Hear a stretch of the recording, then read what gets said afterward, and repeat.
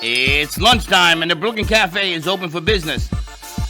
Live from the AMP Media Studios, Dawn and Freddie S. and their team are ready to serve up a huge portion of fun for lunch with friends and neighbors. So let's break open that lunch pail and unwrap that sandwich you brought and take a front row seat in the Brooklyn Cafe and get ready to enjoy some humor and hot topics. It's time to get a healthy serving of hope and happiness to help your day go by with a smile. Your hosts, Dawn and Freddie S., are ready to talk about food, health, dating, or just plain dream making. If you have a story to share, movie review, restaurant critique, or just a coincidental thing that happened to you, call in toll free 888-994-4995, Studio A right now. Sit back and enjoy your lunch break at the Brooklyn Cafe. Here are your hosts, Dawn and Freddie S. Welcome. What a morning, I gotta tell you. Wait, no, really? The funny really? thing, I gotta tell you, the funny thing is that she yells, rants, screams, and raves, and then says, I didn't do that. So you look at the kid with the match and the barn is burned and say, the barn burned. And the kid has the match in his hand. So you're telling me you didn't move the cable. I did move the cable. So, what? I did move the cable. You put it in the wrong place. I put it back where he told me to put it. No, but now they're still not where they were supposed to be. You put it in the wrong place. Now it's going to take time. You know what? Welcome to the cafe. You're just a strange bird, I got to tell you. Well, I'm not going to go there right now, but I will have words off air. But thank you for playing. We'll share yesterday off air. Wow. Anyway, welcome back. Welcome back. Welcome back from vacation. You have a house full of people. I know, which is why I said we got to get rocking and rolling. I got a house full of VIPs that need to get back to doing their VIP things. Going. So we're going to get back to their VIP things. So sorry for the delay. We are still working on some internet issues that seem to have happened yesterday. I still think it's from all of the rains that we had over the weekend that we're still dry is an unbelievable fact and concept. Because, wow, you may not have had it traveling, but let me tell you, we were underwater here. But we have not only a full show lined up for you, we have a full new crew of, we call them producers, you may call them interns, all part of our AMP Media Futures Foundation. It is our way of giving back to the community to give kids in media production an immersive opportunity to really work in a studio setting.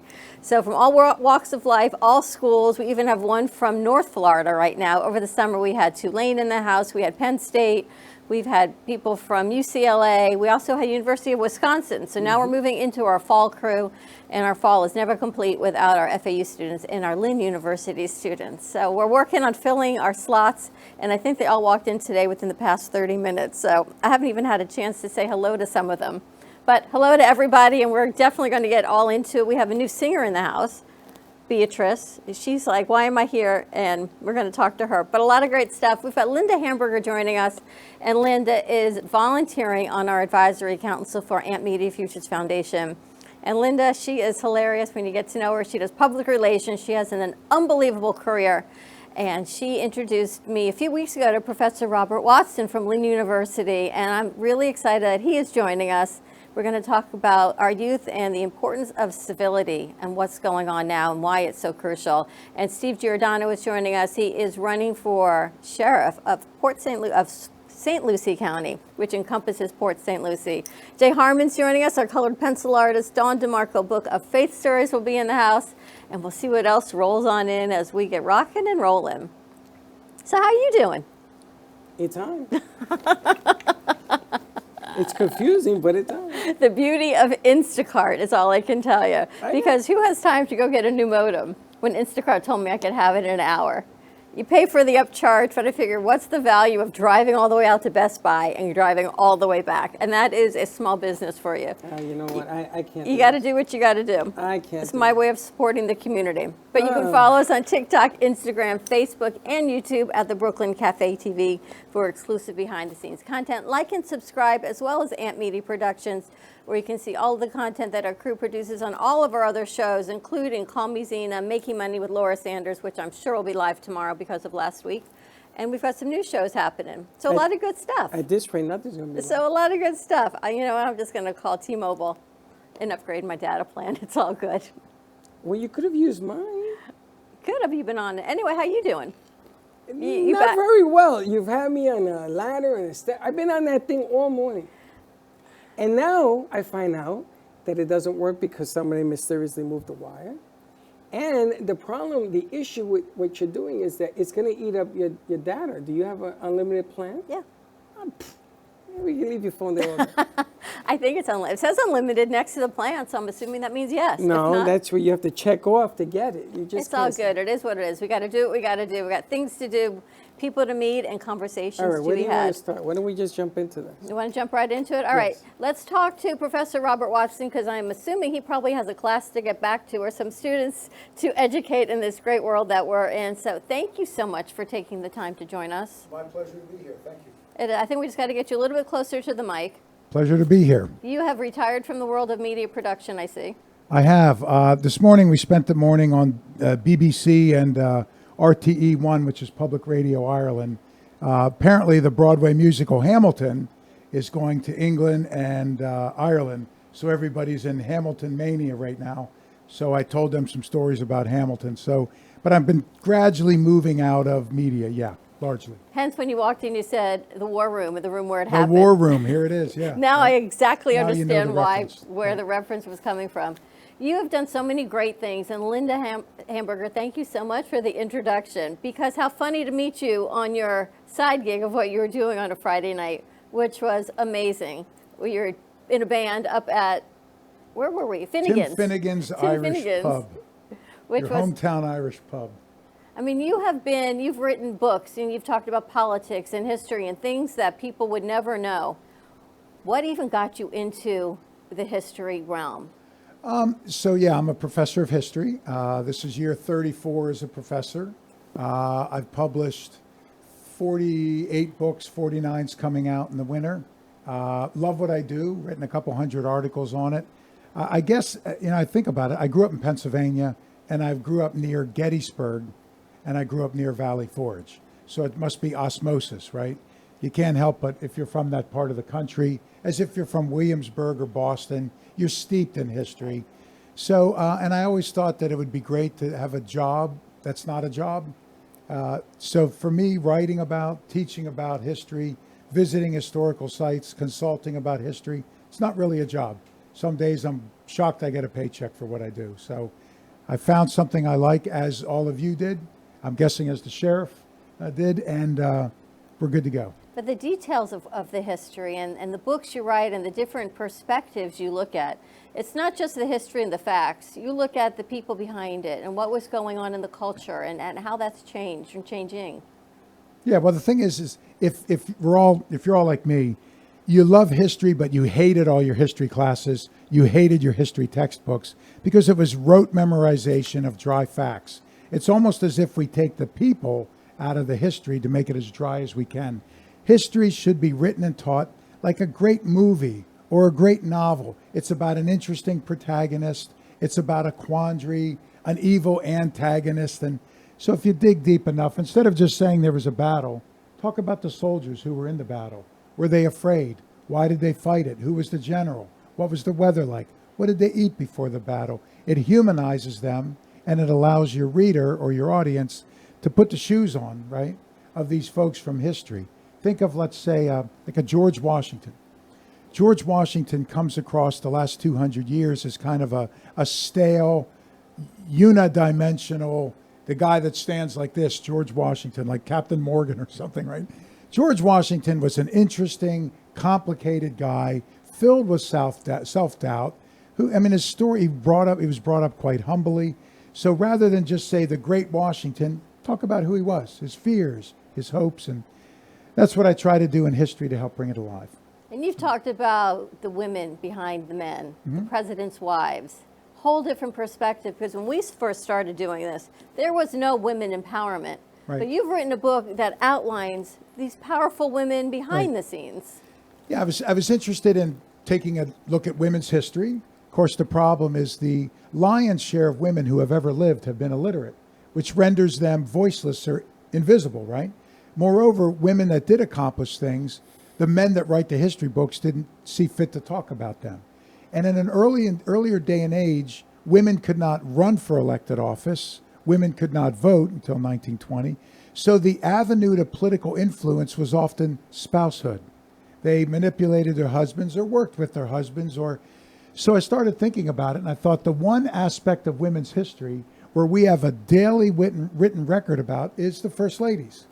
Because everybody that goes to the White House in the year 1804, or whenever you go, they would write down and tell their friends, what was she wearing? What did she say? What food did they serve? So I decided to look at the First Ladies, and I'm a big Eleanor Roosevelt fan, who was the First Lady of the world. And what I basically found, I'll save you the 300, 400 page read, is most of the First Ladies were more like Eleanor Roosevelt than unlike her. They were active, they championed important social causes. First Ladies have been writing their husbands' speeches, they've been lobbying for legislation, and it should be of no surprise. If anybody's married or in a relationship or has a friend or family member, you don't make a serious decision without running it by them, right? And if you're the president, you got to assume when you finish the presidency, every aide that you thought was trusted is going to write a kiss and tell book about you. So if you have to make a difficult decision, who do you trust? Your spouse. And a lot of these presidential marriages, they were married 10, 20, 30, 40 years before they went into the White House. So the First Ladies emerged as kind of like a co-president, an associate president. And we all have loved ones, family or friends that we see as counselors and everything. So that was a fun way of looking at women's history and uncovering the real power behind the throne. I love the humanity that you're putting the people back in history instead of just the facts. There you go. Which takes us kind of to this political chaos that we're having right now. We're not going to go there, but I want to talk about the importance of Project Civility that you have at Lynn University. Yeah, so this is my 34th year as a professor, and so I've seen things change politically. As an historian, I know the lessons of history, and history's written in blood, right? There's never been a country, a culture, or a period in time that hasn't been at war, and humans are capable of doing the worst to one another. So we created what we call Project Civitas, which is the Latin word for civility. And on campus, the students have to engage in a variety of civil actions. Think about it. Most of us in this room are old enough to remember Ron Reagan and Tip O'Neill, a conservative Republican and a liberal Democrat. They might not have agreed, but they got along. Yep. They hung out together. They drank together. My political hero is Harry Truman. And Harry Truman worked with a Republican from Michigan named Art Vandenberg. They'd sat down, they played cards, they drank bourbon, they shot the breeze, and you know what? Then they cooperated on passing foreign policy. Bob Dole, the Republican nominee for president in '96, and George McGovern, the Democratic nominee in 1972, were best friends. They were both from the Midwest, from the prairie. How did those relationships work? Civility. So what changed? What's changed is a number of things. Social media has poisoned the waters. Think about it. 99% of what's on social media is not peer-reviewed, fact-checked, refereed, or written by a journalist.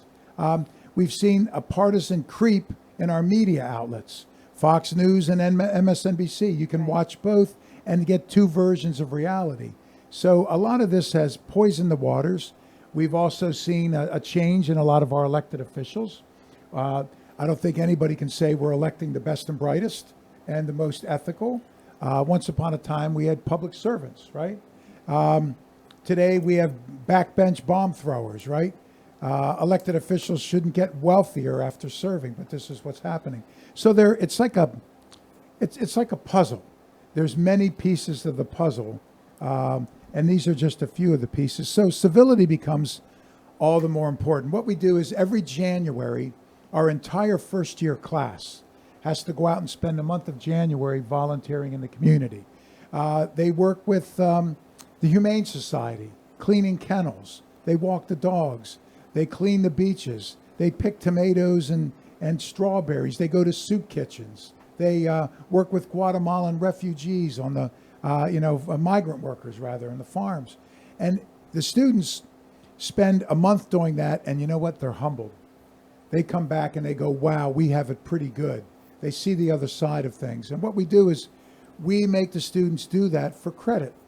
That way, after doing that, they realize that being educated does not just mean they can do calculus or read Shakespeare. It means that they get involved in the community and they give something back. And I've found that we've been doing it enough years. I found it's a transformational thing on campus. The students develop kind of a civic ethic. They don't just think about me. They go out in the community and get active. So it's, I just wish we could find a way of getting schools and universities writ large across the country to begin to promote these kind of values. In every one of my classes, I tell the students, I want you to disagree with me. Anything goes, provided two things. One, it's got to be fact-based. You're at a university. Don't make stuff up. It's got to be fact-based. Number two, civil. We can disagree. The sheriff and I might not agree on everything, but I bet you we could shake hands and have a beer and solve a lot of problems together. We might have different views on crime. I suspect we don't. But even if we do, over a beer, I bet we could solve a lot of issues. And we've lost that ability to break bread and promote civility. So I think it's, quite frankly, I think it's probably the most important thing we're doing on campus. And that's what I love we get to do here with our students. So I'm so thrilled that you came to see them, because they come in as individuals and they walk in behind that yellow exterior and think, where am I? And by the time they leave here, some stay for 3 months, some stay for 2.5 years. They're a family. Oh, yeah. And they problem solve together and they work through it together. And those that come in now teach the other ones. We've had students graduate from Lynn, and our first day we said to him, what do you wish you changed? He said, I wish I had paid more attention in college. You know what? He went back to grad school and he just finished his master's at Lynn. That's great. And that's what I love that we get to do. But I hope, encourage civility here. So like you said, a way to encourage it on the outside in a bigger scope. Right. How do we do that? Well, you're shaping futures, you're shaping lives, you're shaping, there's no question. And one way to do it is students need to realize, I always tell my students, if you, let's say you're a Democrat and you want to get involved in a campaign, you know what? Show up. And 9 out of 10 times they'll say, here's some yard signs, go hang them up. Or they'll say, we need people to make phone calls. Or let's go to a rally. If you want to, help with the Big Brothers, Big Sisters, or Boys and Girls Club, show up. They're all eager to have young people get involved. And my career of doing this, I could count on one hand the number of students that showed up and didn't get an opportunity. In fact, more often than not, here's what I get. A student will say, hey, Dr. Watson, I went to the Palm Beach County Democratic Party meeting, and they picked me as the head of youth outreach. They're now an officer, right? That's amazing. Just by showing up, because they want young people to get involved. It's very easy to do. Every organization collects non-perishables for Thanksgiving. Every organization is doing something in the community. Just look it up and show up. So you remember, you can't win the football game if you don't take the field, right? You don't score a basket if you don't shoot. So show up, and from there you'll have mentors, you'll have opportunities, and the rest will fall into place. Because I think people in a whole, they want to help our youth, but show up, right? Yeah, sure. Show the value of what it is. Yeah, I tell students, if you think you want to be a lawyer, test drive it. Don't we kick the wheels and the tires before we buy the car? Go out, call a lawyer, say, hi, my name's Jill, I'm 19, I think I'd like to go to law school.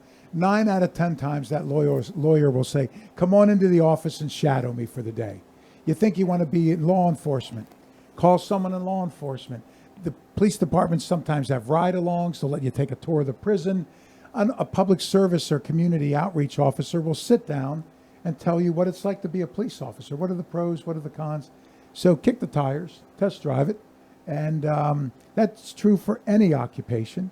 And it'll dispel, a lot of the false beliefs you may have about the job.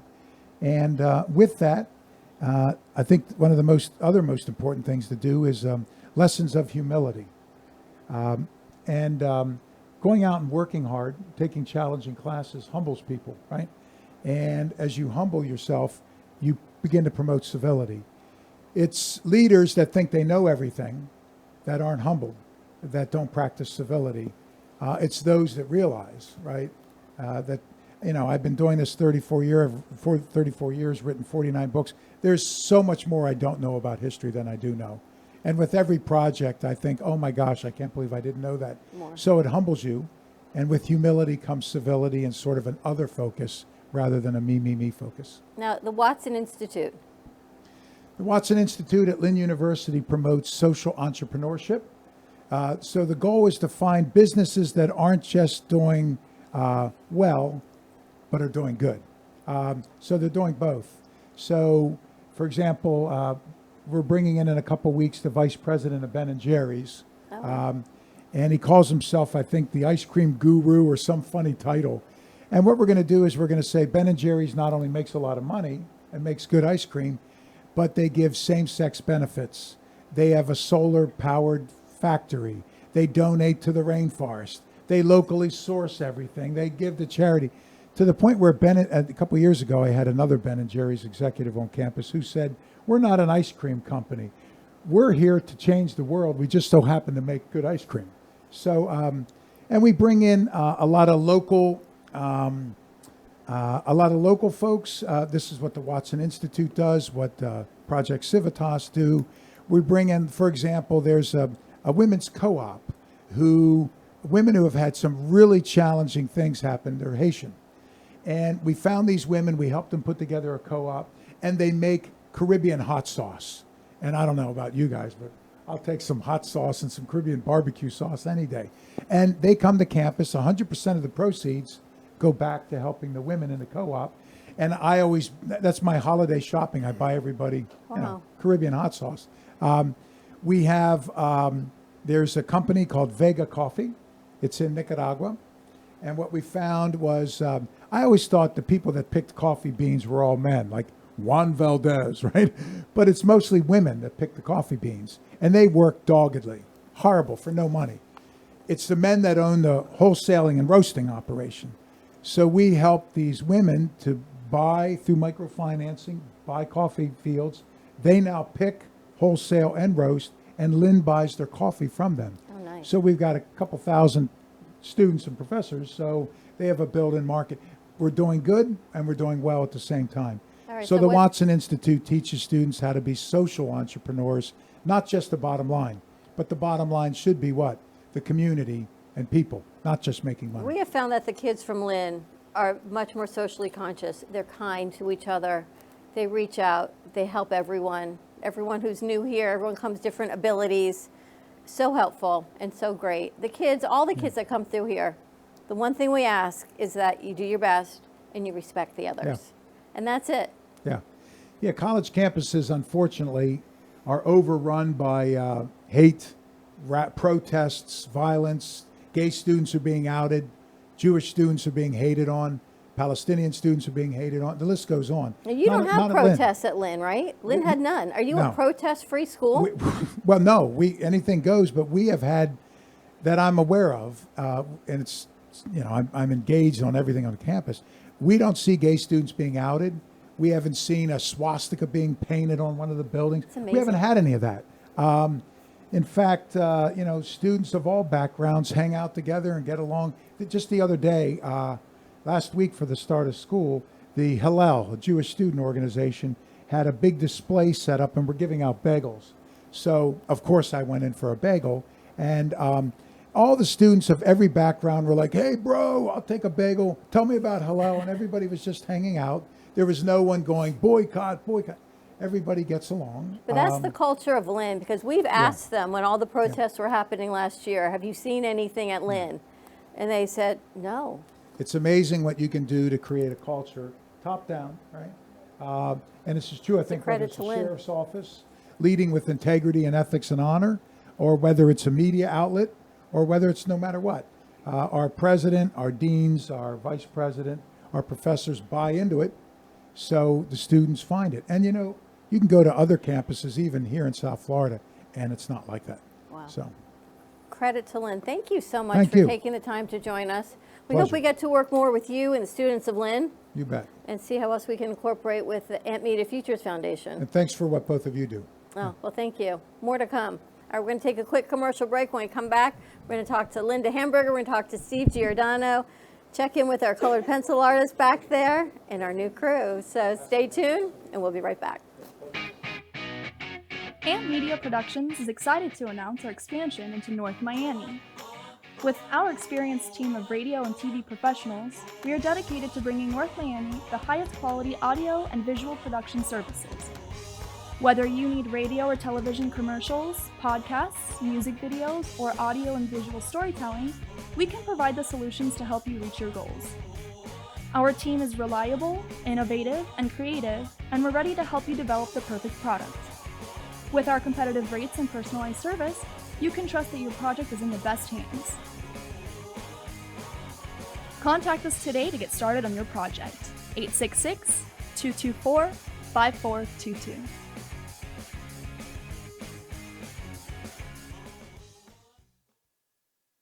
Give me the mozzarella.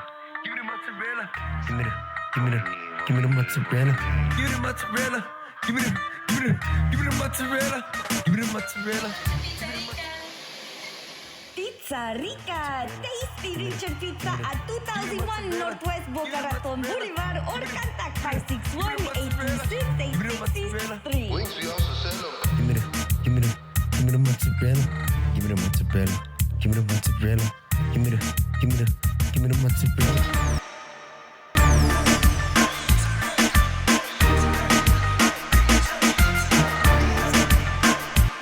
Frank A. Ruffolo, a renowned author and screenwriter known for his books such as 10048, Blue Falcon, Memoir of a Soldier, and his latest, Samuel of Sarah. Check out his website, frankaruffolo.com, for more info or purchase his books on Amazon.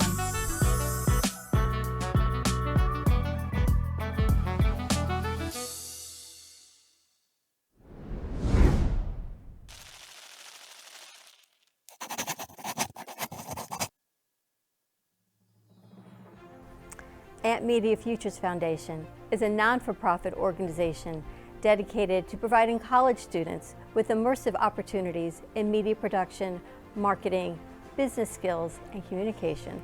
Interns will learn professional workflow skills in editing, video and radio broadcasting, public relations, digital media, graphic curriculum, and access to equipment to make a positive impact. AMP Media Productions is a full-service production house with a variety of shows ranging from the Brooklyn Cafe show. Welcome to the Brooklyn Cafe on a very busy Wednesday. Sarah Spiritual. Right here on the Oldies station, you're listening to Spiritually Speaking with Sarah. Call me Zena. Teach by example, and that's what I try to do all the time, to teach by example. You know, Artist Loft. using that term more. Yeah, lofties, yeah. And Gypsy Soul. They love music. It's like their favorite thing to go do. I teach like preschool up to 12th grade. Yeah, nice. You can find us on Facebook, YouTube, TikTok, and Instagram at AMP Media Productions. Please like and subscribe to all of our shows. I want to be in first class. Champagne, please. Dying comfort. That's good. We offer opportunities to excel in the field of TV film production, social media management, video editing, set design, graphic design, sound engineering, journalism, and many more useful tools to help you land a career in the media business. To volunteer or be a part of our team, or to make a donation of any size, please visit us at ampfutures.org. Help us to empower college students to create a positive impact with immersive hands-on experiences in media production. Help us amplify the future.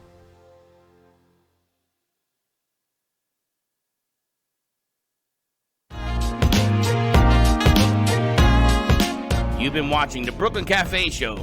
Join us each day and after hours as we talk about the hot topics to open the conversations and share a few laughs.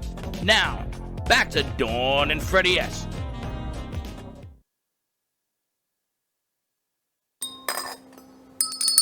That bell's had a few surgeries while you've been gone. I saw how It you guys fell, broke I my glued bell. it, it fell again. I don't know. Broke my bell. And they just keep, I keep trying to put it back together.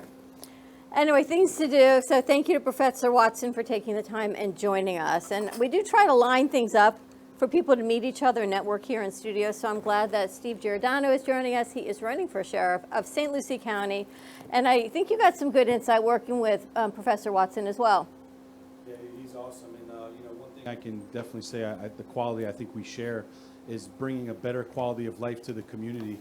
I mean, you hear him talk about Lynn University, how, basically there's no problems, there's no nothing but positive things coming out of the university, no protests. And I think when you have the same, goal as to helping the quality of life of the community, I think that's paramount. Now that was one of, I think, the most impressive things I've seen from the kids at Lynn, because the crew that comes in here, they're all amazing. All of our youth that come through the studio are wonderful kids.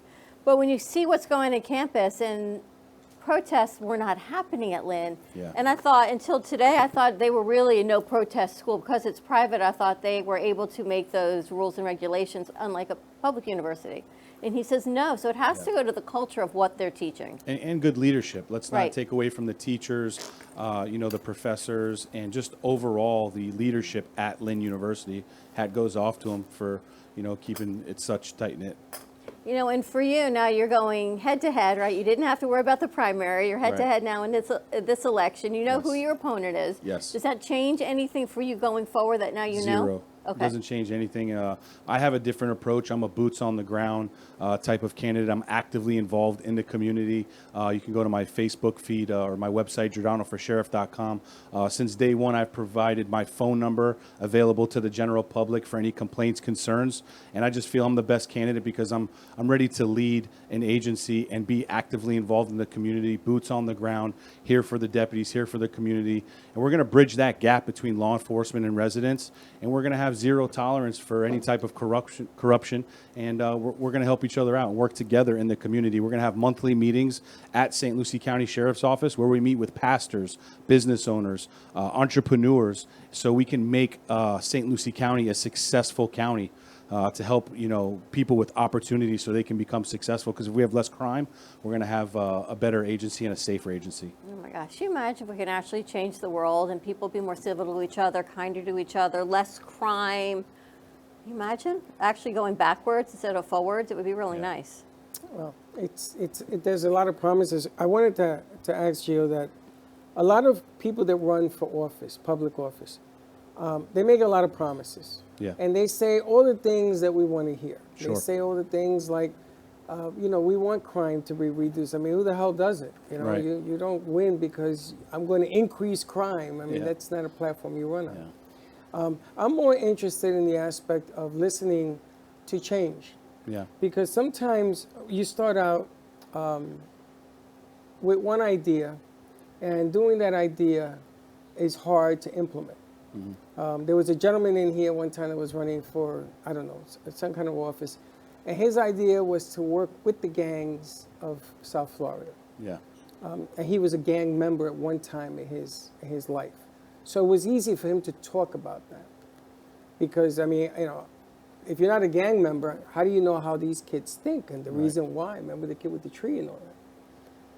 How do you make it so that when you win this thing, during your administration, you still have the people's ear as things change? Yeah. Good, better, and different, or you can't implement the things you want to implement because there are other powers that be that play into this equation.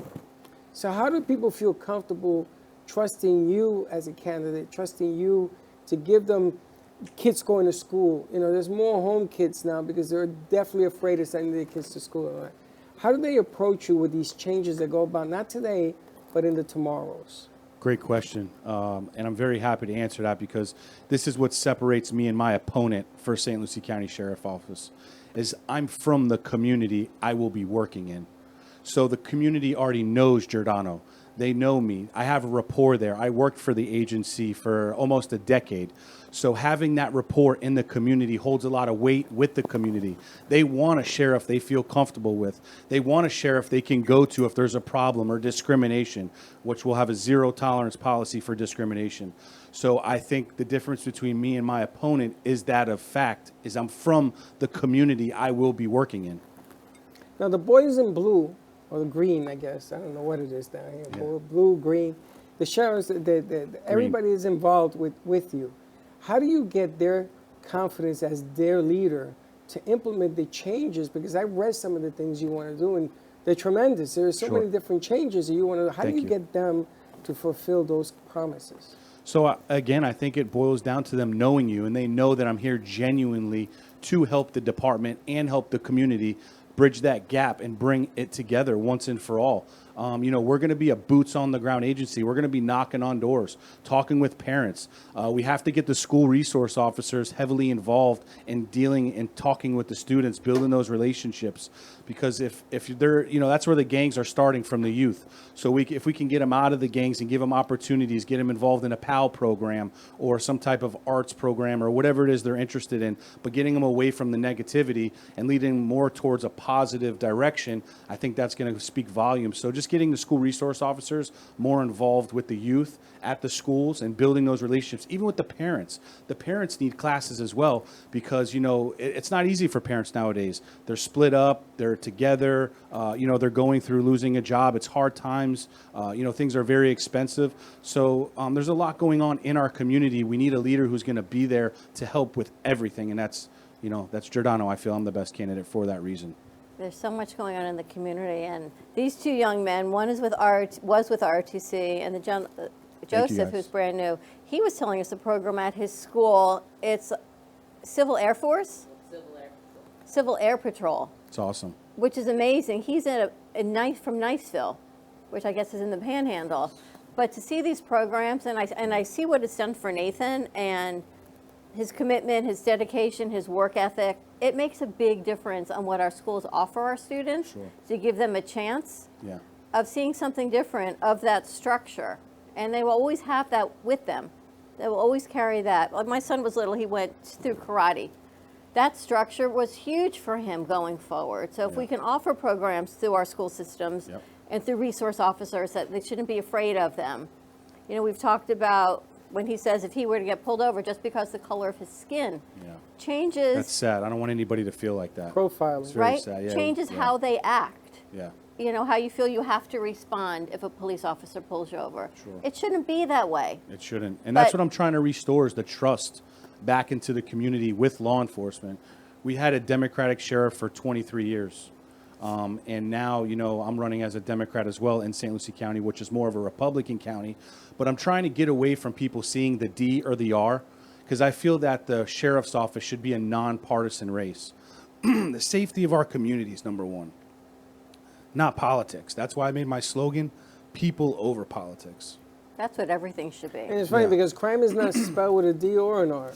It doesn't matter who you are. When you call 911, they don't say, are you Republican or Democrat? Right. That's right. It's not about the politics of this thing. It's about accomplishing things that work. Nate, let's get him some water, please. And at the same time, accomplishing things that if they don't work, we can make adjustments to making it work. Absolutely. Because people make me laugh and they say, well, he's going to attempt to do this and that ain't going to work. And that's where the conversation on their part stops. And that isn't fair.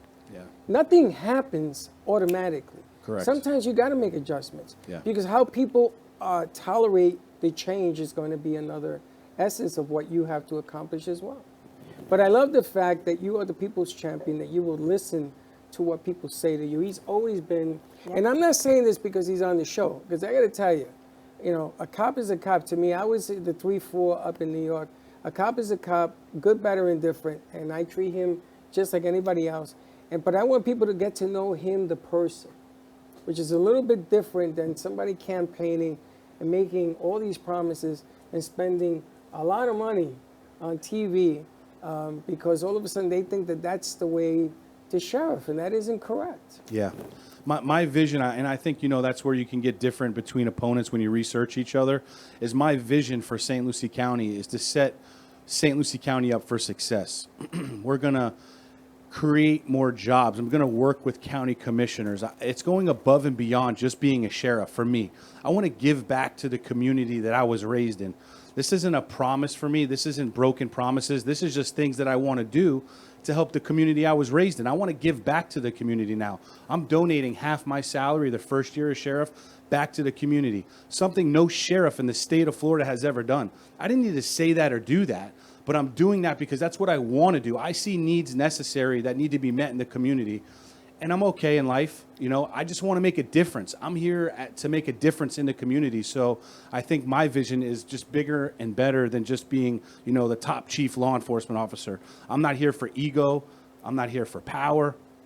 I'm here to make a difference in the community. That's what Giordano's here for. You can go to my website, giordanoforsheriff.com, and I'm here for the community. I love it, Freddie. I love this. Now, did you run the last time? Or I'm is sorry? Is this your first time running, or did you run? Yeah, first time running for any type of office. And nobody told you to do this. This was your self-motivation to do it? Absolutely. And my campaign's been pretty much self-funded. I self-funded my campaign because I didn't want any corruption. I didn't want to owe anybody any favors. My opponent has received almost $600,000 in donations. I don't want to owe $600,000 in favors. I maybe received maybe $10,000 or $11,000 in donations to, $1,000 here, $1,000 there was from my neighbor who owns a boat business. You know what I'm saying? So I'm just here to genuinely rebuild the trust back in law enforcement, give the community what they deserve, good leadership, and somebody that they know is the hometown sheriff here for you. When you meet him and you sit down and you take a couple of minutes and you talk to him, you'll understand the difference. I can't explain it. You have to meet him. You have to come out where he's at. You got to come here when he's here and talk to him. And you will see the difference. I mean, I just came back from the DNC, and I wasn't covering the convention. I was covering it for another gentleman. And I spoke to a lot of people that were there, and they explained their point of view. But they're politicians. There's a big difference talking to a politician and talking to a guy. And when I see him, I see a guy. When I was at the 3-4, we were guys. We weren't making believe that we were above the law or anything else. We just wanted to come home. Well, it's back to the civility that we talked about, right? Being kind to each other, respectful. Let's just go back to the basics. Exactly. I was telling them today. Remember the book, Everything I Learned from Kindergarten. But that's what we've lost sight of because of social media and because of so many other things and hate and the growing hate worldwide. We've lost that ability to communicate, and that's why I love what you're doing and getting back into the schools and having the kids feel safe and knowing that it's okay. Well, let me ask you about this. There's a thing, and I don't know if you tell on someone like it's not cool, there's like a term for that, Nate. If you see something, say something. Well, you should, or right? Snitches get stitched. That one. Yeah, the snitches get stitches. Well, right, we need to change that because I think that's in high schools, middle schools, they see it, they don't want to tell because of culturally what's going to happen. What's your policy? What are you looking at for that? Yeah, if you see something, say something. We have to stop crime. We need to work together in the community. Safety is obviously my number one priority for the community. So how we do that is helping, build a better community-oriented policing program. That's something also, Freddie, I'm very passionate about, is building the safest and biggest community-oriented policing program, having community leaders like pastors knocking on doors, talking. We have 145 churches in Fort Pierce. So getting pastors involved in the community that know the community so well is paramount to our success, because if we can have lower crime, we're going to have a safer St. Lucie County Sheriff's Office. So just, building those relationships with the parents, building those relationships with community leaders, getting the youth to become successful about entrepreneurship, businesses. They don't teach us how to be rich in school. So we want to educate the youth. We want to have programs. I'm going to utilize St. Lucie County Sheriff's Office as a hub for business. Families, come on in. I want people to feel like it's a secondary home. You're going through something, let us help you, It's funny, when I was coaching baseball, I try to educate my parents because these kids, they have their own language. 11, 12-year-old kids, they have their own language. And you think you know your kid. Remember, I used to say this to Dawn all the time. You don't know your kids. You think you know your kids. You want to be your kid's friend and a parent. I get it. But you have to be able to talk to parents to understand what they're getting themselves into, because kids that go to school, that's a different world. That's a whole different meaning of struggle. And if you're not able to reach the parents, then for the parents to reach the kids, there's no way in the world that a kid's going to listen on that end of the spectrum if they're not listening at home to the parents. And that's the problem. When I was coaching, my kids I took the parents to the side. I used to let the coaches deal with the teams because I wanted them to understand what they were struggling through. Compassion and listening. God gave you 2 ears and 1 tongue, so listen more and talk less. But be open-minded to the fact that even though your mom and dad, you don't have all the answers. You want to have all the answers, but you don't. And if you support this guy and you give him a chance and you let him into your house and you listen, 9 out of 10 times it's going to work out for the better. 9 out of 10 times. There's always going to be a hiccup, because if you think we live in a perfect world, we don't. It's impossible to be perfect. I got one more question before we go to commercial. You're putting half your salary back into St. Lucie County. Correct. Year one, I'm donating that towards help fighting homelessness. That's my question. Where Hoping are you the veterans get off the street. Okay. Nobody that goes fights overseas should come back and be homeless in my community. I'd like to get on the page with all sheriffs to help their communities a little more. Nice. So also families with disabilities, families with autism. We're going to be helping more youth. I want to help kick off more youth programs for our kids. Families with cancer awareness. It's all on my website, GiordanoForSheriff.com. And anything I can do, I'm going above and beyond that. Every year for Thanksgiving, I'm giving out 100 turkeys. Every year for Christmas, I'm giving out 100 Christmas trees. Every year when there's school, we're giving out school supplies. Every single year. I'm genuinely here to help the community be a better community, bring that more family-oriented, faith-based community back together. I'm here to make a difference. Steve, how long have you been a cop? So I was a correctional officer for almost a decade, from 05 to 15. I left there, got my real estate license, got into some businesses, and then I was a nuclear security officer at our local power plant for almost 7 years. So I have almost 18 years in public safety, but I'm a businessman as well, and that's what I feel the sheriff's office is running a business. You see, that's the other thing I like about him. He's business-minded, and he's been in the system. Yeah, I know the department, I know the community, and I got the business background for it as well. Very successful. Police department is a whole different world, man. They have their own language. They have their own beliefs, everything. Well, the police department doesn't have a jail.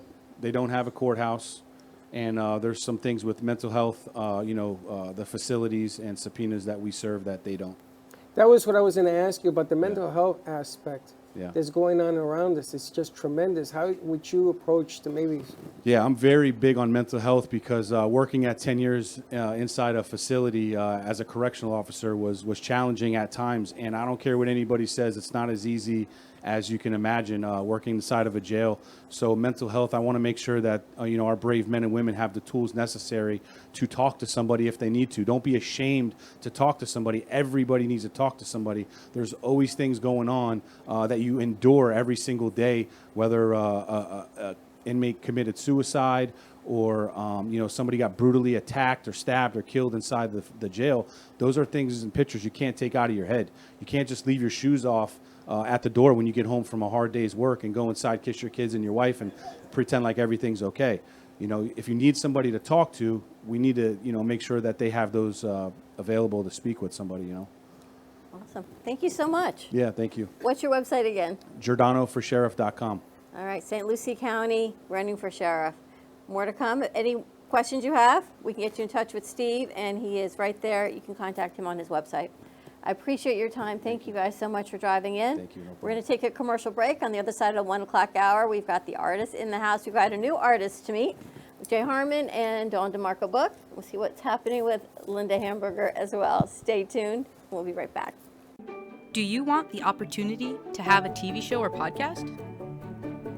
Now, at Amp Media Productions, you can host your very own visual broadcast anywhere around the world.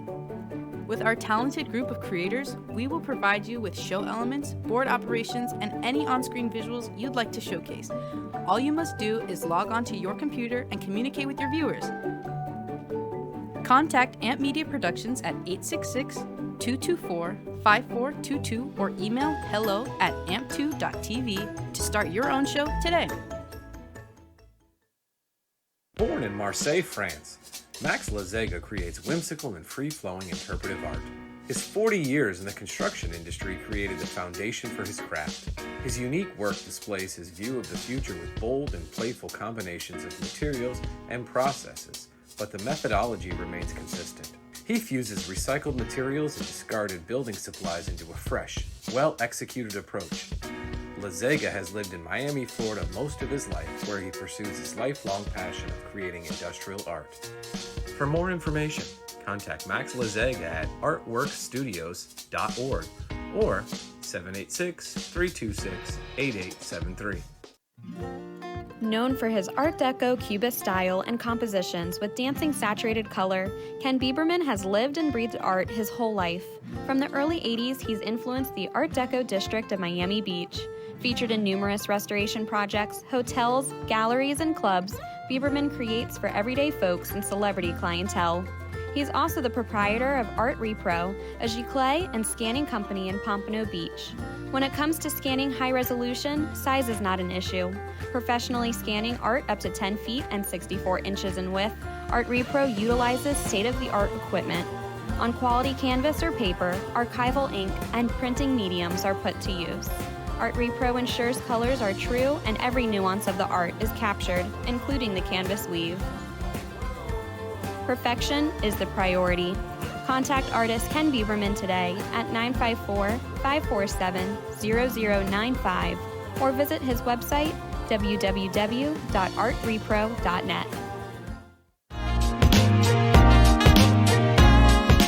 You've been watching the Brooklyn Cafe Show. Join us each day and after hours as we talk about the hot topics to open the conversations and share a few laughs. Now, back to Dawn and Freddie S.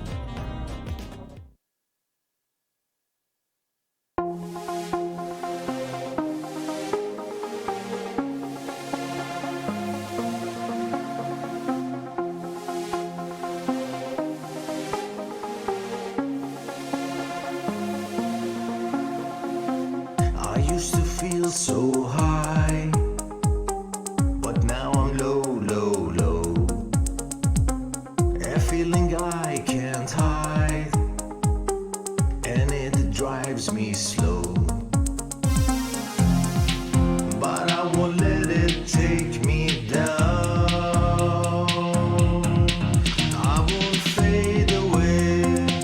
I'll never let it make me fade away to gray.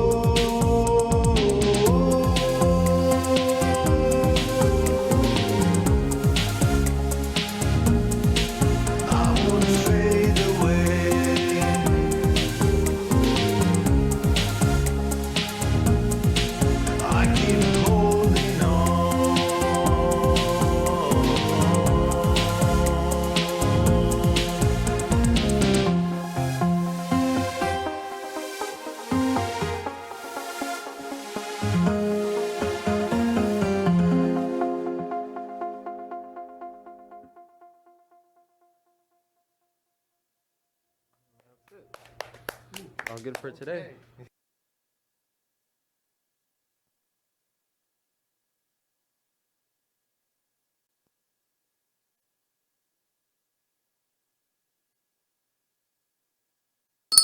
And we're back. Like and you know, I nothing. like that song. Yeah? Yeah. We haven't heard that one in a long time. Long time. You have me doing too much. I'm going to tell you something. I'm going back on vacation. I haven't had you doing anything. You're choosing to do that. I figured I would just deal with it after 2 o'clock. So we got can't between 2 deal and with 3. it after 2 o'clock. Why? Because I have other commitments, Dawn. All right, move on. Wow, maybe you should go back on vacation. You were nicer to me when you were on vacation. Listen. Anyway, I need to check in over here with Linda Hamburger because Linda's been patient. She's been here since 11 o'clock. Your mic is right next to you. Oh, it is? Yes. Oh, I didn't realize that. All right, if I'd known this was there, She would have spoken the whole time? Interrupting the whole time. Yes, you had a whole mic with you the whole entire time. Well, I know Professor Watson from so many years back, I won't tell you, but he was my advisor when I was a student at Florida Atlantic University. And we were both majoring in public administration. I had a minor in urban and regional planning. So I go to, he was my advisor. I don't even think I knew he was a student. So I go to Professor Watson. I go, you know, you would think I'm majoring in statistics because they keep giving me classes in statistics, which is difficult. I can't even really add. So it was really difficult for me. And I'm like, just give me the master's in that already. So I went in, I see my advisor, and I go, Professor, I don't even think he was a professor then. I go, can you help do something about this as my, advisor? So he writes up a letter. He says, I can get a couple of the classes waived for you, but I suggest you keep this letter for your records. So 1,000 years go by, and we're both working at Lynn University, and I was moving, and I just happened to clean out my files, and there's a letter from Professor Watson before he was a professor, and he said, I suggest you should keep this for your files. We were laughing so hard, I don't think he meant for a few hundred centuries. But she still has it. I still have it. But she still has it. And Linda is on our advisory board of Amp Media Futures Foundation, and she and DJ are working really, really hard behind the scenes to put our first fundraiser and our first event forward. So more information, I'm hoping in October, we're going to put that out. And you connected us to Professor Watson, so thank you for that as well. It's such an exciting nonprofit. When I heard about it, I'm like, okay, look, don't even pay me. I just love being in on startups. But I keep kicking myself because I leave the studio and then I go, oh, I can't believe it. I forgot to pitch on-call resumes again. So pitch on-call resumes. I always on-call public relations and on-call resumes. And I think because I'm an independent practitioner, I've always been able to provide things at a very affordable rate. And honestly, sometimes you go for the minnows instead of the whales, and it's very gratifying work. It really is.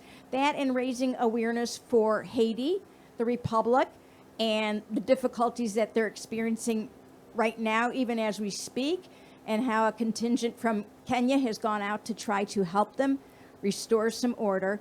And so these are some of my passions. And if you have a curiosity, do me a favor and Google either Haiti or AMP Foundation or resumes or hamburgers. Or hamburgers. Linda Hamburger, you're not going to forget her name. She's funny as heck to go to networking events with, but you know great people.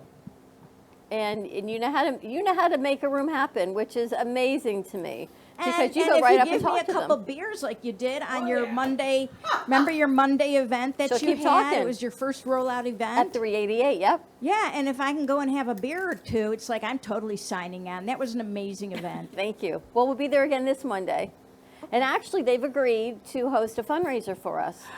Oh, that's so exciting. So we're going to put all of that together, and I believe Dijon and Tangela, they're going to be doing the entertainment for the event end of October. I can't wait to promote that. Right with a now few it's press October releases. 28th at 388, and our goal is $38,000. So we're going to work with DJ's number and see where we can roll out for Amp Media Futures Foundation about giving back to our youth in the media. You see, they're all here today, so it's time to help give back.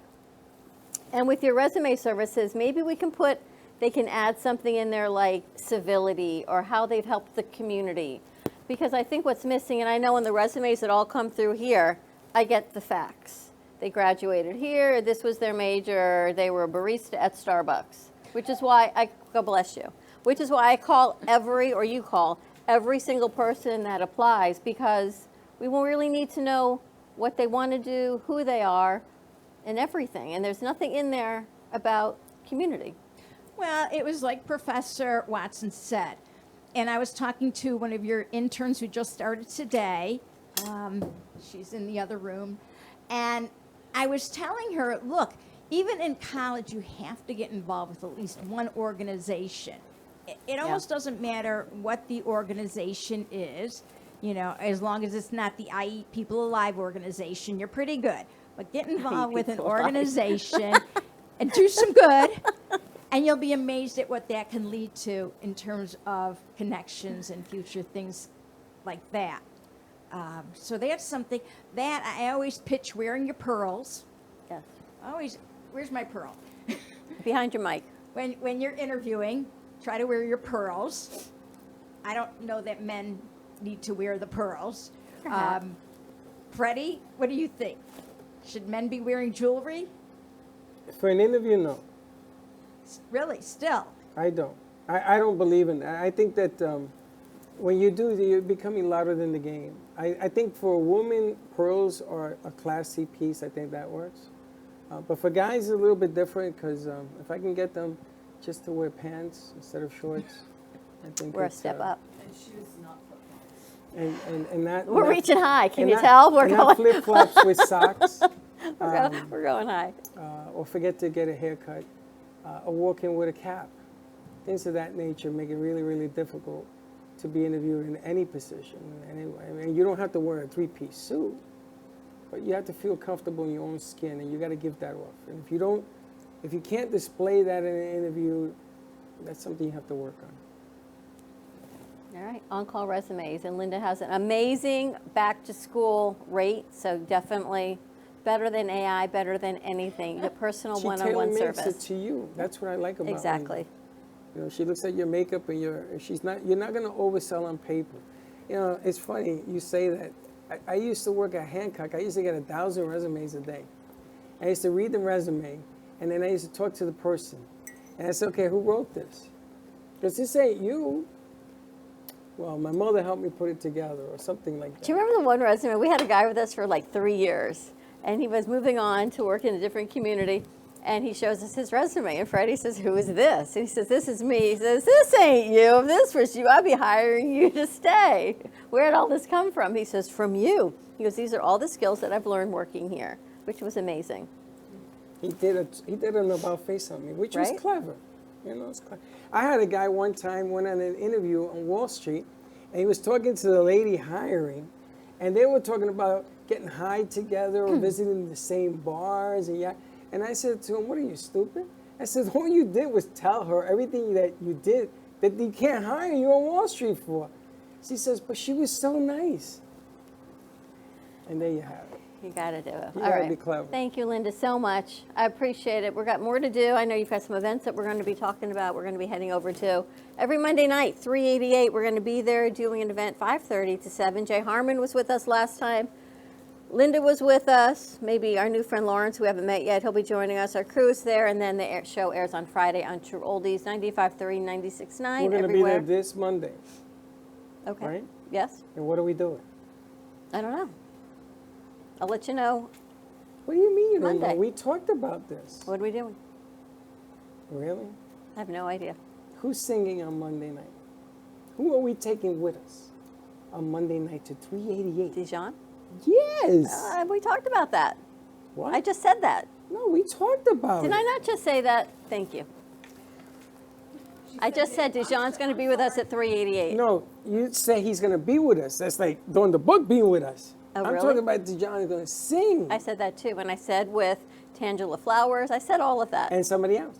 I don't know her. I don't know his third person's The name. mysterious guest. So yes, Dijon's going to be doing a set with us on Monday night. So join us at Is he gonna be 388 singing? at 3260 North Federal Highway. Is he going to be singing? Yes. He's going to be singing into a mic? Into a mic. You said that. Yes. Did you hear the latest? You pick your nose, you get Alzheimer's. That's not even. That's right. today's fact. Did you hear about I this? was reading that article today. Did you hear about again. that, Dawn? No. Stop picking your nose because you get Alzheimer's. Doesn't she look exceptionally beautiful today?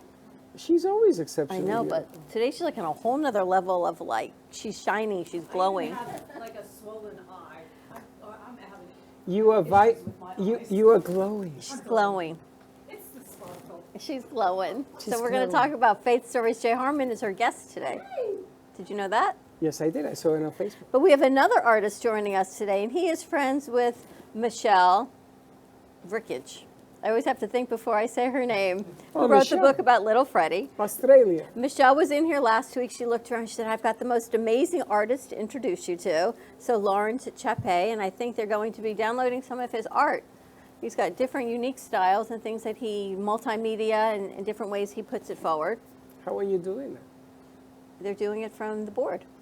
How are you downloading it? And I'm going to find out how our magic producer on the board did that. So let's take a quick break. When we come back, we're going to be talking about art, artwork, and a whole lot of faith. So more to come, and we'll be right back.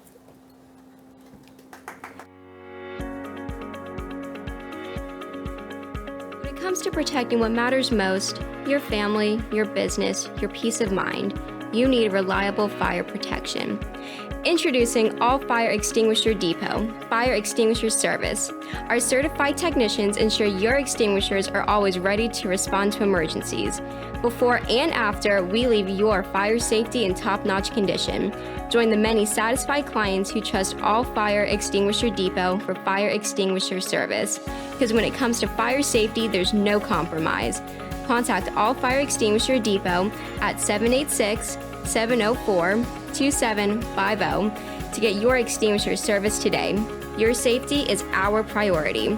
That's at 786-704-2750. All Fire Extinguisher Depot, protecting what matters. Has your heater busted, computer crashed, appliance broken? Then you need ARW Home. Life's been pretty worry-free since I got coverage with ARW Home. Don't waste thousands of dollars on air conditioning, appliance repair, and replacements. Save that money with ARW Home. Protection plans that cover household appliances, systems, and electronics. My air conditioning broke on a Sunday. I called ARW and they came out and fixed it right away. Get your free quote today. Call or go to arwhome.com now. Imagine this is your money and someone wants to take it from you. Who is it? The IRS. Guess what? They want your money and they can take it, all of it if they want. Remember, they sent you that letter right over here that said, hey, you owe us a bunch of cash and we're going to take it from you right now. So what do? You fight back by letting our team of experts work it out with the IRS so you can keep your money. And hey, we're good at what we do. When you hire us, you get a team of guys on your side that know the IRS laws, and we'll fight really hard to save your money. So, if you owe the IRS a ton of cash and you want to keep it, call right now and learn for free how we can help you put it back in your pocket. 5 minutes of your time right now can save you thousands of dollars. And the best part, it's a free call, so please call right now. Attention timeshare owners. This is an urgent consumer alert from the Timeshare Exit Hotline, a national company specializing in helping consumers legally get out of their expensive timeshare contracts. We're offering you a way to legally get rid of your timeshare. So if you're fed up with the maintenance fees that keep on coming and want to learn if you can terminate your timeshare legally and permanently, call today. Call the number on your screen today. It's a free call. The owners of Amp Media Productions and the Brooklyn Cafe show, Don and Freddie S., are excited to announce the launch of its new nonprofit educational charity, the Amp Media Futures Foundation. This foundation gives college students the tools that they need by providing them hands-on learning experiences in business, marketing, communication, and media creation. To donate or volunteer, contact AMP2 Media Productions by email at info@ampfutures.org.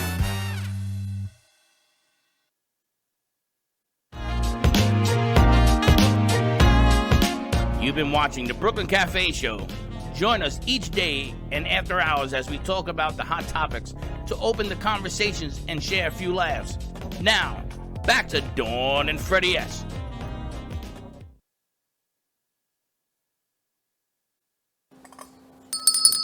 All right, we're back. You're All right. multitasking very well. I'll talk to you later. All right.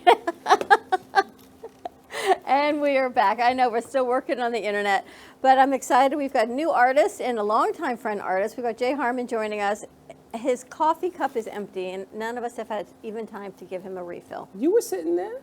I've been talking to our new friend Lawrence over there. Oh, so you wanted me to I can't multitask like you can. Wow. I mean, I can, but I can't. And my phone's in another room, so I can't even look at my phone. No, sit. No, I'm going to go get it now. No, sit. Jay said whenever, I have to make a whole nother pot. That's what it is. I gotta make a whole I gotta make a pot of coffee. I know, so it takes more time away from talking to everyone.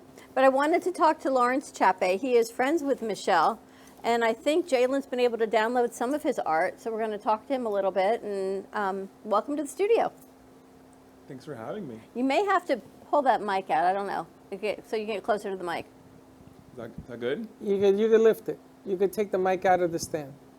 Thank you. Wonderful. All right, I can do Well, that. welcome to the studio. Thank you for having me. It's awesome being here. Tell us what type of art you do. So I'm a mixed media artist. Okay. Most of my work goes on the wall, but I use paint. I use like leather, whatever materials kind of come to mind. I definitely try to stay in a non-traditional. I do things in a non-traditional way. So. Saying mixed media just kind of because you can just throw everything in that box. What inspires you? What inspired you to become an artist? You came from Cuba. I mean, there's no inspiration. I actually don't believe in inspiration. Really? I think it's fictitious. And not that it's fictitious, but if you're an artist, you're an artist, right? You don't need inspiration. You just create. You just create. Yeah. All right, so tell us you have a lot of pieces with the Louis Vuitton I've seen on that. Yeah, that's something that I recently started doing a few months ago.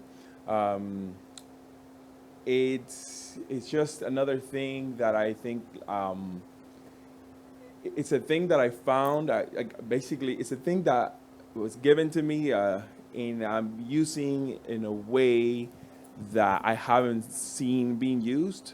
Again, I'm just trying to do what I know I have to do, the vision that I have, but also execute it in a way that is unique, authentic, and kind of departs from what you're taught, as a, in the system of school, all that, right?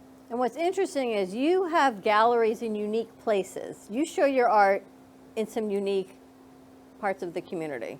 Yes. And you've got an event coming up. Wait Yes. to hear where he shows his art. Yeah. So. I know it's funny, but yeah, brilliant. So like I said, I'm a jack of all trades, right? I said this off air. I am very entrepreneurial, and it is not. I'm not the kind of person who's gonna sit around and wait for things to happen to me. I'll make it happen. And so one of the things is well, how can I get a large group of people to see my work? Well, I have to have a gallery offer me their space or buy and so I actually had some frustrations earlier this year trying to display my work at Basel. So what I did is you know what, I'm just gonna do it myself. And I gave myself a deadline. I had already had an art show early this year in January, and then I gave myself a second deadline. It was July 13th, and I started looking for venues, and I started trying to collaborate with realtors and people in different industries, and I think I was 3 weeks out before the deadline that I set on myself, that I started marketing and everything, and I have people basically giving me their money to come to the show, and I don't have a venue. And I get my morning coffee at the Cove in Deerfield Beach. My wife and I take a golf cart ride there from our house. It's just kind of the thing that we do in the mornings to have fun. And I walked past this laundromat, and something in me said, open that door and look inside. No agenda. I had no agenda. I went inside, freshly white walls. I'm this place is kind of weird. I am a little desperate right now because I have this show coming up, and I don't have a venue, but I'll take a look at it in a couple of days. So I did, and I saw my show. I saw my art show there already. I saw the whole thing. And so I did like a very underground. Thing is, like, when you make these things happen, sometimes they don't come to pass the way you see it. So it did come to pass. It's just not, it wasn't exactly the way. I think it was better, actually. It was such a odd place that it made it all the better. And the interesting thing Michelle tells me is that, look at this, is that you have these showings in random places, and you don't tell the public where it is until it's time for them to know. It's Correct. like, I need to know, is it that same day that they find out? Or the week before? They find out, so, you know, it's like in a perfect world, I would like it to happen like that. I'm so far, I do everything. I'm totally independent when it comes to the art. I would like it to be that way, but they do find out earlier once they get their ticket and everything. But ideally, I would love it to be something where, like, they get a text the day off, and that's when they find out the location. It's really interesting. So all of these, the frames become the artwork as well as the artwork. Correct. Everything is the art. Everything is the frame is part of the art. That's actually one of my approaches. Like, it makes no sense that the frame is always an afterthought. The frame is the art, literally. There's a guy named Joseph Albers, and he's the only artist that's ever made a scientific discovery. And what he did is that he actually, like, not that I think, like, we didn't actually know this. Like, we didn't, no one said it before. You cannot observe anything without observing everything around it. And so what he would do, he would paint two squares the same color, frame it in a different way, and they look like completely different colors. And so if you just follow that train of thought, you cannot observe this without observing this, and this will change the way this looks. Then I'm like, well, why am I not fully thinking about the experience of viewing the art and the feeling? Because ultimately, my approach to art is a feeling that I'm trying to communicate. And so if the frame is in the way of me expressing that, then I have a problem. So I was like, okay, well, the frame is the art. So the whole is greater than the sum of the parts. Yes, Pretty much. Exactly. When is your next event? September 14th. It actually happens to be also on my birthday. Yeah, it's in 2 Saturdays from now. And do we know where it's going to be? Are we sharing that yet? I'm not sharing it. Okay. You can RSVP. And once you RSVP, you will get confirmation with those details. But it is going to be in Deerfield Beach. That's actually like part of my whole mission, which is to bring contemporary art and contemporary music and contemporary culture to North Broward, South Palm Beach, to our area here, where there isn't any. If you want to see art, you can go to the Boca Museum. They have like great exhibitions there. But we don't have a lot of places where you can just frequent and consistently go see something different, especially that it's like a non-establishment kind of vibe. Interesting. All right, so we've got some artists in the studio. That young man over there is an amazing artist. What advice would you give to them for getting their artwork out there, other than just social media? Oh boy. So, all right. So check this out. It is the weirdest thing that we ask of artists in 2024, that they also be their publicists. Agreed. And their all of this. Imagine Freddie Mercury. Imagine Freddie Mercury, right? You got everybody here knows Freddie Mercury. Oh, yeah. Imagine that level of like everything. Doing a TikTok dance to promote his new song.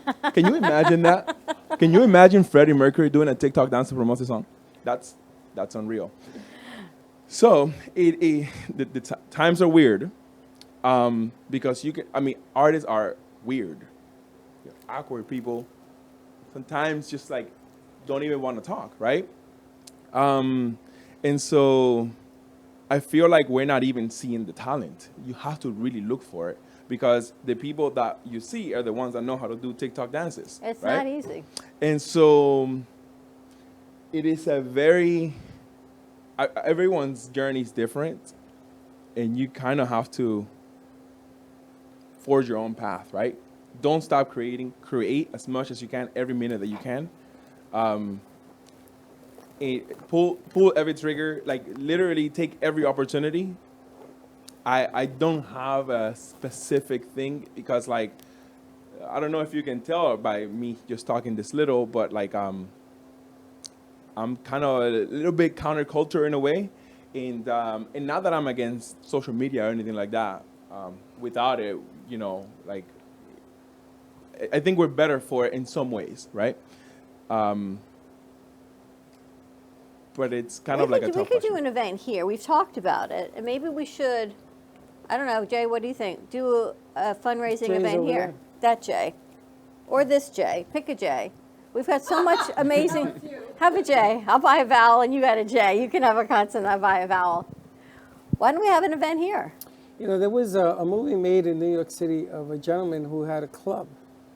And he would tell people where to go the night that the club was supposed to open. So if it was open Saturday night, you would get you would get a text or an email or something, and it would be sent out to 10,000 people. And everybody would rush to go to these places. So one of the places was in Brooklyn at a warehouse. A big old warehouse that he must have gotten the permit to because there were cops outside, and everybody went into this thing, and there was a big club and everything else. It was like Studio 54 all over again. And I remember that concept working. It worked so well they made a movie about it.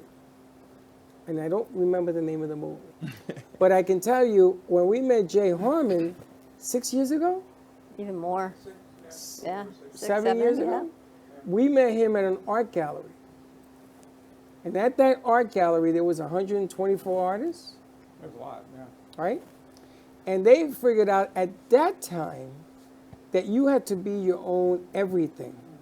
Not only do your TikTok dance, but you had to be able to present your work. You had to sell your work. So they used to come on the show to do shows. He's done shows with us. He's become a teacher of his craft because, as you can tell, his pencil art is different from anybody else I've ever met. But he's had to promote himself. He's had to direct himself differently than back in the day when you had an agent. And an agent used to say, okay, Mr. and Mrs. Artist, give me your work and let me distribute it to art people that are looking to purchase. That ain't happening no more. You have to be an entrepreneur. That's right. Yeah, That's you have right. to be an entrepreneur. Now, we sold more art in this building during COVID than after. So why don't we do an event here? You could do whatever you want. We could do a fundraising event for the foundation, right? So maybe it's a ticket sale is like this, and then they get to buy the art, or a percentage goes back to the foundation. But at least people get a sense of what we do, where we do it, what it looks like, right? Sees the crew working. We can put some of our commercials looping around the videos that we do. You could do an event at 388. You could do an event anywhere. Yeah, but this way we get to spotlight our artists also, to spotlight the studio so people actually know where we are. So they can come in and look around and know that we're here. Yes. Right? Instead of taking everything out, they see the crew, they feel it, the energy, the vibration of the artwork, and the creations that they've done. Even all the little trinkets that they've got in the Studio A, it's what makes them work. Well, the other thing is your interns, and they can meet the interns and they can see what they're doing, right? I mean, you're doing it multifaceted. It's not just one thing, it's many things. And then you can invite other people to come in and learn more about who you guys are and what services you offer. Right, what and the I think studio that's looks brilliant. like, right? Yeah. Otherwise, you're explaining the studio instead of them feeling and seeing the studio. Right. So it's different levels. They see it, they feel it, they're experiencing it. Instead of us being at a restaurant, say, oh, come to the studio, see what we do. They're already an active participant when they walk in the door. I think that there are those that do, and there are those that wait to see what gets done. When I went to this place a couple of weeks ago, and I walked in, the dance floor was the size of this stage, and there were 200 people on this stage dancing because they wanted to dance to oldies. They weren't drinking, They were dancing. And then you look at the bar, which was maybe 10, 20 yards away, it was 3 people deep because people were coming out for the entertainment. Okay? So you have to be able to balance the artwork with what the producers do, with what the artists do, with what the book does. Because everything has a niche.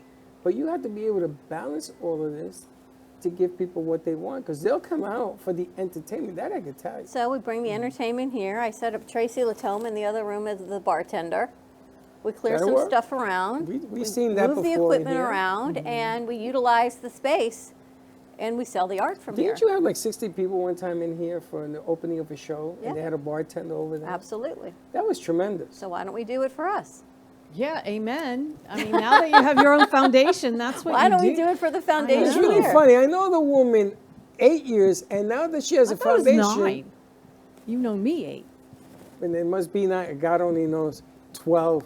But all of a sudden, now you want to do what I asked you to do about 9 years ago. Well, you had a really good idea didn't have 9 a years ago. foundation See, back I'm a then. little slow in the uptake, Dawn. What can I tell you? Hey, I'm with you, girl. But she ain't no fast. It's 7 years. Took that one. Only one that listens to me is he's Jay hanging, Harmon. He's hanging art in the laundromat. We already have art hung here, so why not Well, I just can hang my expand? laundry across the line. You make it feel like the Makes it feel laundromat. You know? comfortable. Just laundry. I could put laundry The out laundry outside. show. I was watching actually a Hallmark Channel over the weekend, and it was about shoe designing, and they actually took a line in New York, and they hung all of her shoes over this oh my line God, how to fun. spotlight it for the art for social media. But it was about all of that because you have to layer the approach of what you're doing. So we put Dijon and Tangeli, they're here or there singing. We make either here or there the dance floor. We clear everything as much as we can out. I could put a And we- clothesline. That's so You're funny. going up. You I can do could that. put a clothesline on the beams. And put your sneakers over No, it? what you do is you put shirts. You put T-shirts. You put your merch. You You want can to put sell your merch. merch too. We could put the book up there once in a while. I mean, I'm just saying, you could put stuff so it's hanging. You know, so the artist can sell, and if the things don't sell, at least you've got the visibility of what we're doing. You know, you got 10 people in here, maybe one says, oh, you know what, I want to show, or I need some promotion, I need a commercial. Other Or they than buy a piece of art, or they buy merch. There's multiple layers that you can make money for your foundation. I right, think because it's last wonderful. night I was at an event with Bernie, and everyone's giving me cards, and I'm giving their cards. Means I either have to follow up with them, or Right. they have to follow up with me to actually walk into this studio to understand what we get to do every day. But if I actually have the event here with you, then they're already here. Right. If you would listen to me, and we would have built the stage. What a good idea. You have a stage. No, I wanted to build the stage over there. Oh. So then I would put tables over here in this direction that swivel in this direction. And all of a sudden it becomes entertainment. You can still So you can entertainment. have them sing up on stage. We can open the door and We wide cannot open the door. You open that hot. door, it's 200 What do you think, degrees out Lawrence? there. Good idea. We should do an event I here. think it's a good idea. I think it totally is a good idea. I think that there is a lot to gain from it. From a marketing perspective, it's gold because you can cross-pollinate with all of the people participating.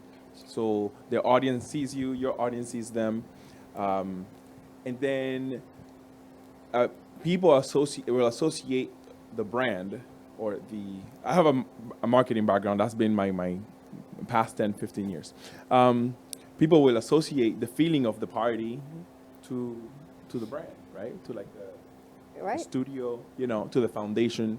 And so that they're going to take that home with them. And when there's somebody, whenever it's brought up, they know that's very primal. That's basically how we work. And they associate. Jay Harmon, you've been a part of our brand for years. What do you think? Good idea? Yeah, it sounds wonderful. What a great idea you had. I say go for it. What a great idea I had. Do you remember, what's that? Amazon, yes, you got my delivery. Do you remember when we talked about the pirate ship? And we found a guy with the pirate ship. Remember the pirate ship that came here? Were you here? I don't. Jay, you remember it? We had Captain Tiny. Captain Tiny. Captain Tiny. He's about your size. And he had a hook for an arm. And we parked the ship. Seriously, he did not. Is that water again? Oh, no. I remember the pirate ship. Yes. All right, can you put the is it going into a bucket? Or is it just hitting the electronics? Is there a bucket over there? Yes. All right, is it going in the bucket? Yep. Oh, this is wonderful. This is getting better and better every day. That's probably why we don't have internet. So the pirate ship was this big ship, right? He put it in the back in front of a truck. He had his truck in the back. And he used to bring it here. And I wanted to make that Studio C, remember? So he ended up going to the school. We all went to school. And people come out for this stuff. Sure. I couldn't go on the ship because you have to be about this big. You have to be like a little kid. But it was a fantastic idea. See, things like that. We should build the ship out of artwork. You could build a studio also out of... Yeah, Lawrence, can you do that? Get on that? build a ship out of artworort? I don't know if it'll float. You can do it. You make artwork out of anything and everything, you said. Why not? We build a frame and then artwork it to death. Put it on rollers. We got to fix the leak first. Rollers, roll it on out. And listen, I'm not letting you worry about that. Okay, I'm done. I'm over here. I'm not going over there. Have you had a roofer out yet? Yeah, I think so. We don't know. Oh. We don't know. You know what would be cool? A school bus. Oh. You have one? I don't, unfortunately. Can you get me one? Probably. I can hotwire one, but I don't think she's going to ride it. All right, so your event is on the 14th? 14th. At an undisclosed location, but people can find the information where? They can find the information on my Instagram, lawrence.chape. They could also find the information on Eventbrite. They can search Art Show Chape, maybe something like that, or search for that day. It's in Deerfield Beach, so like that much I can say. But on my Instagram, you will sure find the information without a doubt. Well, thank you so much. My pleasure. Thank you for having me here. Jay, you all in? Am I all in? For an art show. Oh, of course. And you're going to be the guest on Faith Stories today? Yes, I am. Dawn, what are you talking about on Faith Stories? Oh, sorry. Talking to Jay. After last week's show, him and I started talking in Tangela, and he shared with me that he just came to know the Lord, and I love that. So I wanted to talk to him more in depth about that and what that looked like and how that happened. So I'm excited to talk to him. Interesting. Yeah, Jay's evolving over the past 6-8 months. It's been quite a year. I got to say that it's it's been well. I'll just say I lost my wife the first of the year, and since then I have found myself changing, and it's an evolution, and I know I know where it's coming from, the change, and that's what where I'm following the direction of of everything where I'm going, and I don't know completely where I'm going, but I know that. That I'm sure following the path because it's better than anything else I've ever done. Mm-hmm. Wow, that's what happens. Does anyone know where they're going? No, but God does. No, I get no clue. Just following Him. Yeah. You don't need to know where you're going. You have to trust the path that you're being shown to take. So trust the path that the modem will work. Yeah, you take it easy. 4 years. I got 4 years. I got 6 years but over there. The only one that ever listened to me was Jay Harmon. See that we're a little slower, but Dawns do great things. We just take a little bit longer. Yeah, exactly. We're the turtle. We're not the hare. We go slow, and steady. Turtles steady. have hair too, Just Yeah. to let you know. You know what I mean. I'm not talking. You. Slow and steady. But do you enjoy the journey? Oh, absolutely, absolutely. Do you enjoy the journey? Every day. Modem, internet. So let me get this right. So between the two of you, it's 10 years of making people wait for the sign. But now you're on the journey. The journey can How be does that make you feel? frustrating, though. I The have journey to say. is- Well, what any journey journey is it? can be frustrating. It can be though. frustrating. Being an artist is frustrating because Yeah. sometimes Being your a ziggle designer. looks like a zaggle. Yeah. You make a left instead of a right, but so what? There are That's what things makes it interesting. That can be challenging, especially lately. There's been quite a few challenges. You know that Jay Harmon, when he does his work, he never uses an eraser. That's unbelievable. Well, the only time I use an eraser is if it's part of the artwork. If I'm going to actually draw with the eraser, like on some of my black and white pictures, I will actually go in and draw with the eraser, but I don't use it to do anything to correct a mistake. No. Do you know, when I first met you at your studio, you were working on something, and you put a line, and you looked at it, and you said, well, that doesn't go in that direction. But let me add this. And I learned from a very early sign of knowing him that no matter how your sign goes, no matter how your path goes, you can always correct it. And I remember first meeting you that in your studio, you showed me that, and I says, I'm a fan. Well, that's how it is. I'm a teacher. I teach starting next week. I'm teaching, going back to teaching. I teach elementary after-school art, and and I tell the kids, I said, in art, they get frustrated. Kids get frustrated because they're just learning that. And I tell them, I said, artists don't make mistakes. So if it doesn't look right, you can change it into something else, but it's not wrong. It's never wrong. And it's meant to be there. If you put it there, it's your art, and that's what it's meant to be. So that makes them feel a little bit better. That absolutely. Because a lot of kids say, "Oh, I'm all wrong. I've got it all wrong. I'll never get this right." I said, "It looks great." Perception. I have a question for you. Perception is the mistake. Do you think that, do you feel that everything is perfect? In terms of creating, and it's if your hand goes, whatever. No, nothing is perfect. And so can I ask you why, you don't erase? I don't erase pretty much because I have what I want to draw, where I'm going. I have it planned out, how it's going to look. If I'm not happy with everything on it, I just change the picture to adapt to what it is. Okay. So, Never having a mistake? It's not, the picture pretty much creates itself. And I'm just the instrument to help it along. You ever speak on the feeling of when you create something and it doesn't look the way you first envisioned absolutely. it? I have so many pictures that I've started. My idea, it ends up completely different from the concept, but it's good that way because I accept for what it is, and I say, well, that's good. Maybe another picture I can do something in a little different direction, and but I accept each piece of artwork for how it's. So when you when something from concept, because I know we do a lot of studies, and then once we're get the one, let's put it, make it big. From concept to final, do you ever feel that the concept was better, or do you usually feel that the final is better? I can feel, I don't think either one is better. I think they can be different. That the concept was this idea that I had. And I follow that until maybe something changes along the way. Yeah. And it's a journey.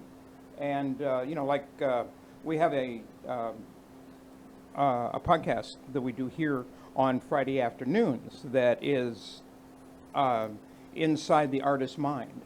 And this talks to artists about where they get their ideas and how they produce it and what they do with their final product and if they're happy with it and whatever they do. And this is something we talk about. It's very fascinating to talk to artists and performers and musicians and everything about their original concept and what they do with it. That's because, Jay, you sell art, you don't sell perception. Remember the time that I hung the artwork crooked in Studio A? I mean, it was really crooked. I did it at 10 o'clock, and I left it there. And everybody that came in will look up. and they would not say a damn word. Not a word. So I used to wait, and I go, see anything different? And they wouldn't say a word to me. Oh, it looks pretty good. They didn't say a word. Did not say a word. So I think that it just proved the point that we were trying to establish, that people won't say anything because when they walk in, they think they don't know what's up, what's down, what's sideways. But you don't sell perception, you sell art. Perception is something that somebody buys because of what they Right. They It's see. what, everybody's perception of artwork is different.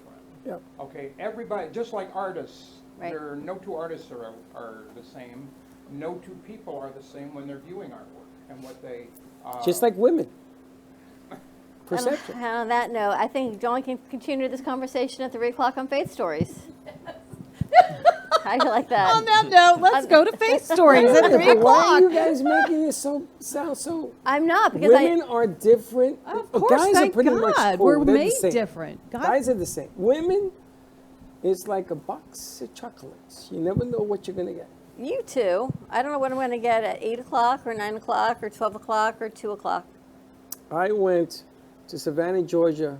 They film a lot of movies there. I love Savannah. And I went to the bench that Tom Hanks sat Forrest in, Gump, where yep. they did Forrest Gump. And I went to some of the buildings and some of the things. I didn't go to the plantations because they were out there. But I'll never forget, they have a statue of a box of chocolates there. And the line says, you never know what you're going to get in a box of chocolate. Women are a box of chocolate.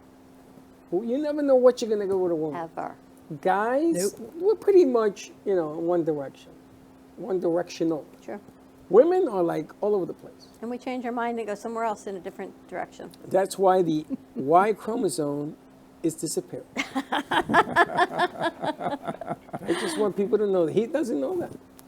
He's like, what? Why, Jay? Why? Why? Why? So when we go to the bar and I say the Y chromosome is disappearing, Jay says, another drink, please. Another drink, right? All right, we're going to wrap this up. More to come today on Faith Stories. Lawrence, pleasure to meet you. Jay Harmon, we're going to hear more about your story. Oh my gosh, full show we had today. Thank you everyone for joining us. To our crew, thank you for your patience. We got some more speed bumps to take care of before our Faith Stories. So have a great afternoon, everyone. Stay safe. We'll see you tomorrow, 9 a.m. drive time. And as always, don't be late. Bye-bye. Well, that's about it for today. Even though the show's over, the Brooklyn Cafe is always open for business. You're invited to join the fun every day from 12 to 2. If you missed some of the laughs from today, Dawn and Freddie S. will bring you more good cheer next time.